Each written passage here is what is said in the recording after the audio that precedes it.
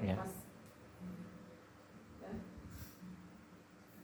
Selamat pagi, saya Sagita Francisca akan memperagakan cara penyuluhan, memberikan edukasi tentang pencegahan dan pengobatan luka bakar pada anak-anak di sekolah di Kota Jambi.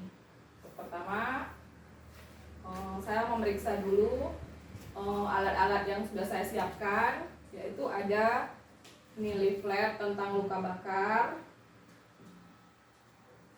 Kemudian ada satuan acara penyuluhannya. Halo, selamat pagi adik-adik. Gimana kabarnya? Gimana kabarnya? Sehat ya. Perkenalkan, saya Sister Sagita. Mau memberikan penyuluhan tentang luka bakar. Udah tahu belum luka bakar? Belum. Oh, belum tahu. Ini kurang lebih nanti waktunya 20 menit ya, kita berdiskusi bersama tentang bagaimana penyakit luka bakar, apa yang terjadi, apa yang dilakukan bila misalnya di keluarganya ada yang terkena luka bakar. Karena belum tahu, ini Suster akan membagi leafletnya, bisa 1/2 ya. Nih, 1/2 bisa dibaca dulu untuk menambah wawasannya.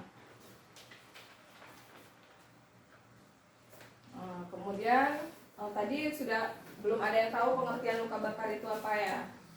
Belum ada. Sambil dibaca ya, luka bakar itu adalah cedera sebagai akibat kontak langsung atau terpapar pajanan matahari.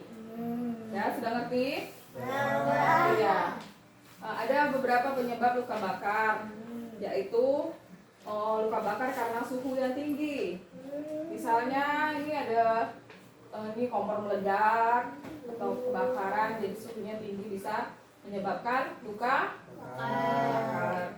Kemudian ada karena bahan-bahan kimia. Luka bakarnya karena bahan kimia, misalnya di rumah adik-adik ada main-main ini racun atau bahan yang mengandung kimia, ataupun memakai kosmetik yang ada kandungan kimianya sehingga kulitnya bisa melepuh, itu juga termasuk luka bakar. Kemudian ada luka bakar karena sengatan listrik.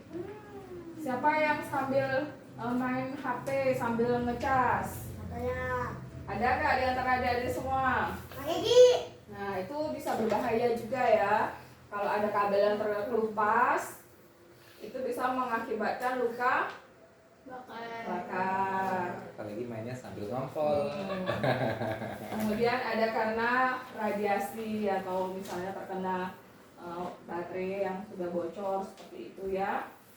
Apa akibat atau komplikasinya luka bakar? Ternyata nggak hanya luka begitu aja, dia bisa berakibat menjadi yang lebih parah, seperti misalnya terjadi penyakit emboli paru, itu bisa membahayakan bagi pernapasan.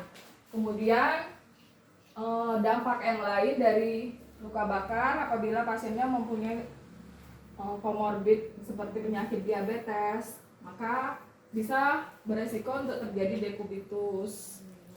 Ya, mengerti ya?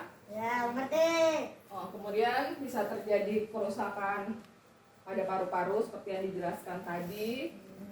Bisa terjadi kontraktur, misalnya pada kebakarannya terjadi di kaki. Jadi dia nggak bisa memfungsikan kakinya seperti sedia kala. Kemudian ada dampak dari luka bakar yang tidak kalah penting, yaitu pengaruh kepada trauma psikologis. Apabila seorang yang terkena luka bakar, dia misalnya akan mempengaruhi penampilannya sehingga dia merasa minder karena wajahnya sudah tidak seperti sedia kala lagi. Itu namanya trauma psikologis. Kemudian bagaimana cara pencegahan luka bakar? Misalnya sudah terkena begitu, ada yang tahu cara pencegahannya? Disiram air panas misalnya. Cara pencegahan pertama yaitu Hati-hati hati-hati saat menggunakan peralatan ya, memasak. seperti tadi kan sumbernya kompor, misalnya kompor yang meledak gitu. Jadi pada saat memasak kita harus berhati-hati, jangan bermain-main saat masak ya, apalagi sambil main HP. Itu bisa berbahaya, bisa kita lupa sama masakan kita karena kita lebih sibuk kepada handphone. Kemudian cara pencegahan yang berikutnya apa?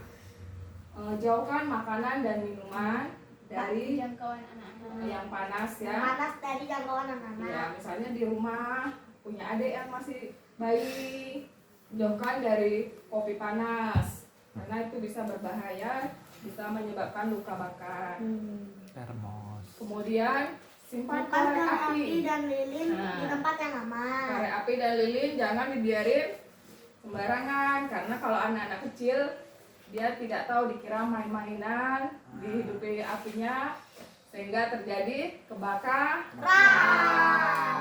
Udah ngerti ya? Ya. Kemudian jauhkan setrika. Setrika dijauhkan dari jangkauan Anak-anak. karena apa? Karena Karena panas, bila terkena kulit juga akan menjadi luka bakar. Kemudian gunakan sunblock bila matahari sangat terik. Kita keluar rumah menggunakan sunblock. Sudah mengerti cara pencegahannya kan? mengerti. Oke, gampang kan cara pencegahannya?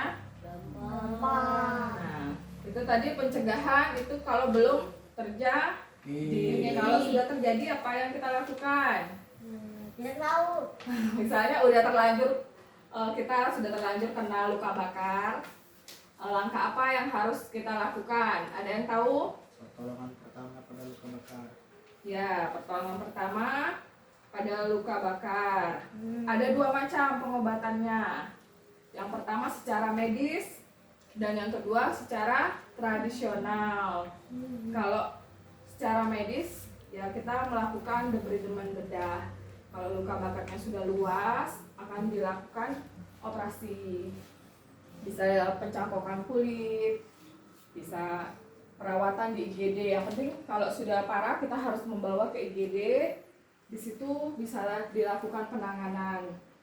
Tapi kalau luka bakarnya masih belum terlalu parah, masih sekitar di satu area saja, maka bisa dilakukan dengan pengobatan tradisional. Ada yang tahu nggak pengobatan tradisionalnya apa untuk luka bakar? Lidah buaya. Nah, Panggil Mbah Dukun. Timun dan kentang, lidah buaya dan tomat. sudah baca ya. Pertama, kalau misalnya kita sendiri di rumah nggak ada yang bisa mengantar, kita jangan langsung panik. Kita ambil aja di kulkas mentimun. Mentimun kita iris, kita tempelin di bagian yang terkena ya. Ini yang luka bakarnya nggak luas. Misalnya kita cuman kena di tangan, kita tempel mentimun bisa. Yang paling manjur dan sudah diteliti itu yaitu lidah buaya. Aloe vera itu sangat bagus untuk luka bakar karena ada kandungan antibiotik ya. Sangat boleh ditanam di pekarangan. Jadi bila ada yang kena luka bakar langsung saja ambil. Kemudian yang bisa digunakan lagi tomat dan stroberi. Kalau tomat banyak ya, mungkin kalau stroberi susah. Nggak usah sibuk nyari stroberi, cukup ambil tomat aja di kulkas. Kemudian bisa digunakan susu dan yogurt untuk luka bakar. Bisa juga lemon. Itu untuk pengobatannya. Sudah ngerti adik-adik? Oke. Kemudian perawatannya lagi. Beda pengobatan, beda perawatan. Nah, misalnya kita sudah terlanjur kena nih. Langkah pertama yang harus kita lakukan yaitu melakukan pendinginan. Misalnya jari kita kena, kita langsung dinginkan di air mengalir kurang lebih 10-15 menit. Jangan kita biarkan panas untuk menghilangkan panasnya. Sesudah itu kita oleskan dengan salep atau gel aloe vera ya. Kemudian Biasanya kalau di rumah-rumah itu sering diolesi sama odol, itu tidak benar ya, tidak boleh, karena malah bisa menimbulkan iritasi. Daripada kita mengoleskan odol, lebih bagus kita mengambil lidah buaya yang ada di pekarangan, kita oles ke luka bakar tersebut. Kemudian kita balut luka bakar tersebut untuk mencegah kontaminasi dengan daerah yang kotor. Setelah dibalut, langkah selanjutnya, bila ada bulat, kalau luka bakar kan sering ada bulat-bulat ya. Pernah lihat ada yang bulat-bulat itu lepuhan, namanya lepuhan. Itu tidak boleh kita pecahkan, jangan dipecahkan, biarkan dia pecah sendiri ya. Kalau kita pecahkan nanti malah terjadi infeksi. Oke, sudah itu aja yang sudah mengerti ya, yang dijelaskan. Oke, ada yang mau ditanya lagi? Sudah mengerti semua ya? Cukup jelas apa yang dijelaskan? Jelas. Baik, kalau memang cukup jelas, suster akan mengetes. Sudah paham apa belum yang dijelaskan? Karena tadi katanya cukup jelas. Jangan membaca di iPad-nya ya. Oke, siapa yang bisa jawab? Sebutkan pengertian dari luka bakar. Ayo, tolong dijawab kalau sudah jelas. Ayo, pengertian luka bakar. Ya, yang nggak apa baca. Atau adalah saudara injuri sebagai akibat tidak langsung atau terpapar dengan sembarangan. Jangan ketawa lah. Panca hafal ya? Kemarin dia hafal. Atau radiasi. Oke, sebutkan ada 4 macam penyebab luka bakar. Ayo. Luka bakar. Luka bakar sengatan listrik. Sengatan listrik, oke.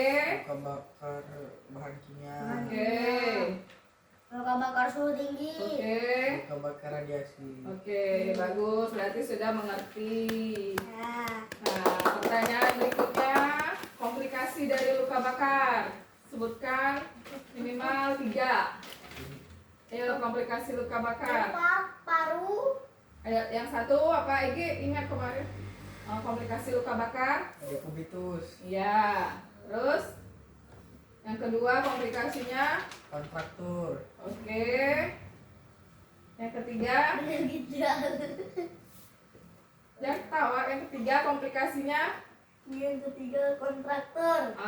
Yang mempengaruhi ke ini penampilan itu bisa menyebabkan apa? Trauma psikologis. Oke, pintar. Tepuk tangan. Oke. Pertanyaan terakhir. Cara pencegahan bila sebelum terjadi kita harus mencegahnya. Pencegahan luka bakar apa? Itu tadi sudah disebutkan. Ayo, yang pertama. Simpan korek api dan lilin di tempat yang aman. Bagus. Jauhkan. Gunakan sunblock. Ya. Saat di tempat yang terkena langsung sinar matahari, kita dianjurkan untuk memakai sunblock. Terus jauhkan. Sunlight. Jauhkan Makanan dan minuman panas dari jangkauan anak 2. Oke, hati-hati, yang tidak kalah penting, hati-hati saat menggunakan peralatan memasak. Baik, itu semua kita sudah ngerti. Mari kita beri tepuk tangan untuk semuanya. Baik. Baiklah, terima kasih atas partisipasi adik-adik semua. Kita sudah mengerti semua ya, sudah dijelaskan. Kesimpulannya, kita harus waspada terhadap luka bakar ini. Kita tidak boleh lengah sebelum terjadi. Kita harus mencegah. Tadi pencegahannya udah tahu, pengobatannya udah tahu, dan pengobatan tradisional juga boleh diterapkan ya adik-adik. Jadi jangan langsung panik. Kalau terkena luka bakar, sudah ngerti, bagaimana cara pencegahan dan pengobatannya. Demikianlah penyuluhan kita hari ini. Semoga bermanfaat dan terima kasih atas segala partisipasinya. Sampai berjumpa di penyuluhan di lain kesempatan. Terima kasih. Di sini ada. Tidak ada.